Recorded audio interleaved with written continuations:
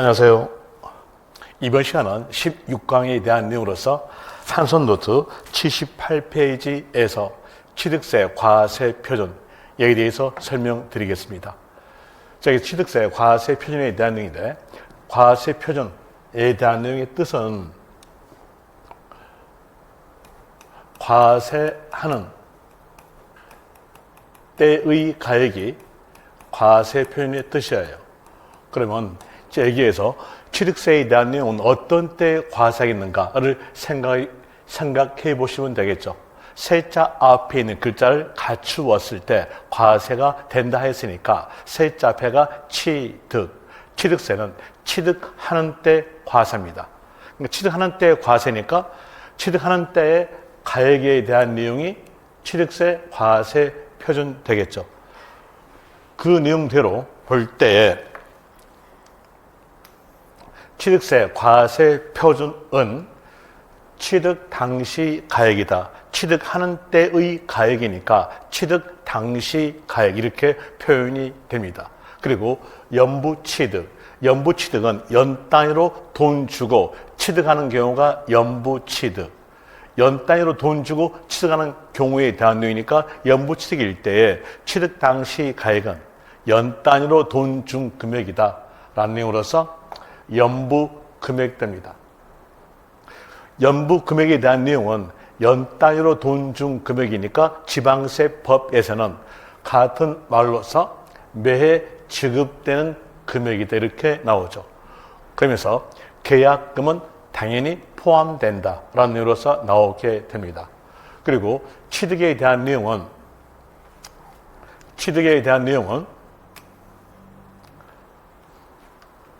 유상취득도 취득, 그리고 무상취득도 취득, 무상에 대한 내용은 상속과 증여 이렇게 두 개로 구별되죠. 상속취득, 증여취득. 모든 취득 그랬으니까 원시취득, 취득으로 본다, 간주취득에 대한 내용의 취득 당시 가액을 여러모로 규정했어요. 각기 다르게 규정했다는 뜻이죠. 그 내용으로서 유상취득일 때는 사실상 취득가액을 취득 당시 가액으로 합니다. 그리고 특수관계인과의 거래로서 시가 인정액보다 낮은 가액으로 취득했다 하면은 세금의 회피가 이루어짐으로써 그때에 대한 내용은 지자체장이 시가 인정액으로서 정할 수 있다 이렇게 나오죠. 그리고 부담부 증여일 때 채무분이 유상 취득하였으니까 채무분은 사실상 취득가, 나머지는 증여 취득으로서 과세 표준 정한다 이렇게 나오게 되고요. 그리고 상속 취득일 때는 시가 표준액, 그리고 증여 취득이었다 하면은 그때는 시가 인정액이고, 이 인정액을 알 수 없다. 자, 문장에서 알 수 없다 이렇게 나온다면 그때에 대한 내용은 시가 표준액이라는 것으로서 아시면 되고, 그리고 시가 표준액이 1억 이하인 부동산을 증여에 의해서 취득하였다면 시가 표준액과 인정액 중 납세자가 정하는 가액이 됩니다. 여기서 1억 이하인 부동산을 증여받았을 때 인정액과 시가 표준액 이 글자는 시험지에서 맞게 적어질 거니까 우리가 아는 것은 납세자가 정한다 이렇게 아시면 되죠. 그리고 원시 취득에 대한 내용으로서 취득된 거 취득 당시 가액은 사실상 취득가로 되고요.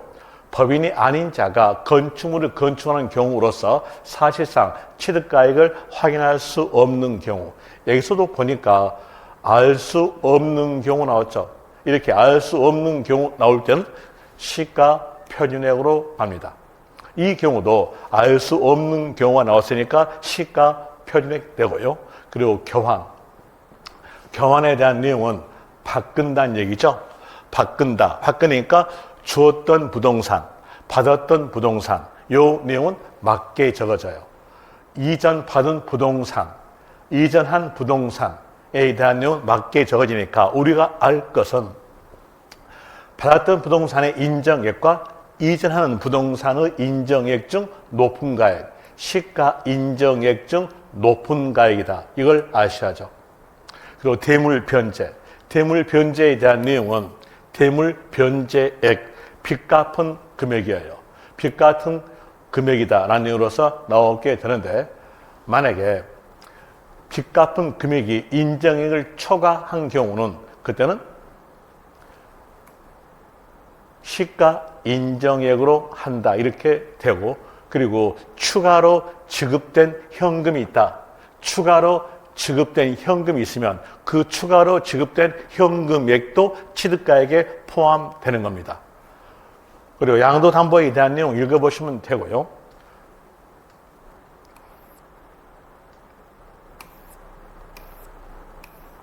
지목 변경. 지목 변경에 대한 내용도 사실상 취득가다. 이렇게 나오게 되죠. 사실상 취득가로 되고, 그리고 알 수 없다. 알 수 없다. 이렇게 나온다면 여기도 시가 표준에 가는데, 토지 지목 변경에 대한 내용은 증가한 가액. 이 바로 증가분 취득이었어요.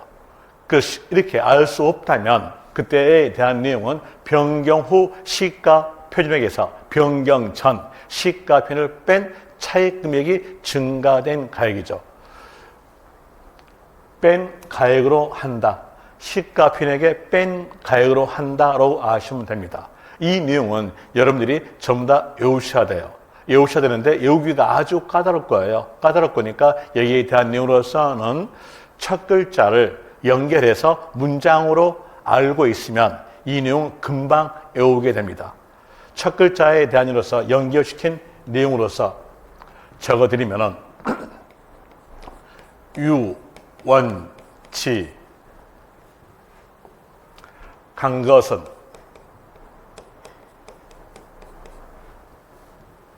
사실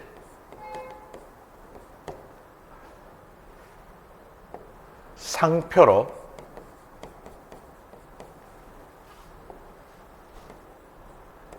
증인 삼다.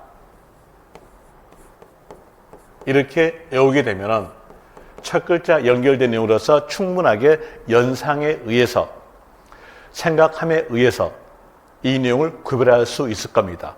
여기에 대한 내용으로서 유 하면은 유상, 유상 사실상 취득가, 원시에 대한도 사실상 취득가, 지목 변경에 대한도 사실상 취득가로 알 수가 있을 것이고, 상표로 증인 삼다, 상속은 시가 표준액, 증인 삼다, 증여는 인정액 이렇게 나오죠. 그러면서 문장에가 쭉 글자가 적어지면서 알 수 없다 이렇게 나온다면 여기에 대한 내용은 시가 표준액으로서 아시면 될 것이고요. 그리고 증여에 대한 내용으로서 예외사항으로서 시가 표준액이 1억 이하의 부동산을 증여받다 이렇게 나온다면 이때에 대해서는 표준액과 인정액 중 납세자가 정하는 가액이다. 우리가 알 것은 납세자가 정한다 이렇게 아시면 되고요. 그리고 또 다시 유상에 대해서 예외사항으로서 특수관계인과의 거래, 특수관계인과의 거래 나오면 인정액보다 낮은 가액으로 취득, 이 말 맞게 적어지고 또 낮은 가액으로 취득함으로써 세금의 회피가 이루어진 것, 이렇게 세금의 회피가 이루어진 걸 보고 부당행위 계산 그럽니다. 부당행위 계산에 대한도 맞게 적어질 거니까 우리는 아는 것으로서 특수관계인과의 거래 이렇게 나온다면 지자체장이 인정액으로 시가 인정액으로 정할 수 있다 이렇게 아시면 되죠.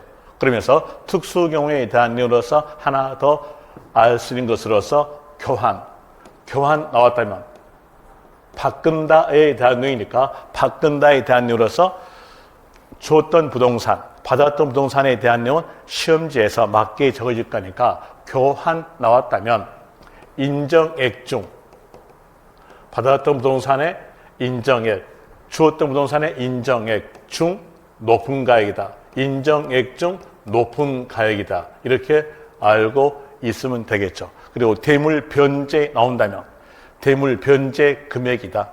추가로 현금된 지급액이 있다면 그 금액도 취득가액에 포함한다라는 의미로서 아시면은 충분하게 방금 했던 내용들을 외울 수가 있을 겁니다.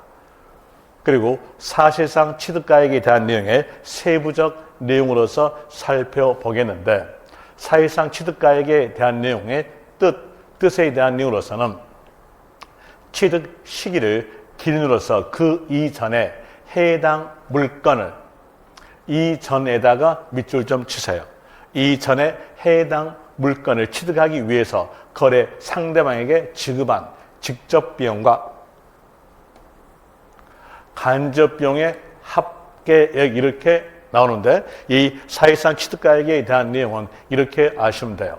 이 사실상 취득가는 물건을 취득하기 위해 실제로 돈 준 금액으로서 직접 비용과 간접 비용의 합계액 이렇게 되는데 여기에 대한 내용으로서 설명을 드릴게요. 제가 요 분필을 3만 원 주고 취득했어요. 그러면 이 분필의 취득가액은 실제로 돈 준 금액이니까 3만 원 이렇게 되겠죠. 그리고 직접 비용과 간접 비용의 합계액에 대해서 더 설명드리면은 건물을 신축하였다. 건물을 신축하였으면 건물 신축하기 위해서 실제로 돈 준 금액에 대한 내용으로서 포괄적 표현으로서 신축가액 이렇게 나오겠죠. 그럼 이 신축가액에 대한 내용은 포괄적 내용이니까 여기에 구성된 금액이 있다는 뜻입니다. 구성된 금액에 대한 내용으로서 볼 때 건물을 신축하기 위해서는 설계비 들어가야겠죠. 또 이 건물을 신축하기 위해서는 자재 구입해야죠. 자재비 들어갈 것이고 그리고 또 인건비 들어가겠죠. 그리고 인부분들을 식사 대접하셔야 되니까 경비 들어갑니다. 자, 이 내용으로서 볼 때 자재비와 인건비와 경비는 이 건물에 직접적으로 투입된 금액이에요. 직접적으로 투입된 금액이니까 직접비 그럽니다. 그리고 설계비에 대한 내용 영역중 금액이죠. 영역중 금액이니까 이 설계비에 대한 내용은 간접비로 들어갑니다. 그래서 이 신축가액 안에는 직접비와 간접비가 합쳐져 있는 금액이란 뜻이겠죠. 그 내용에 따라서 나타난 것이 사실상 취득가란 취득하기 위해서 실제로 돈 준 금액으로 직접비와 간접비의 합계액 이렇게 나오게 된 겁니다.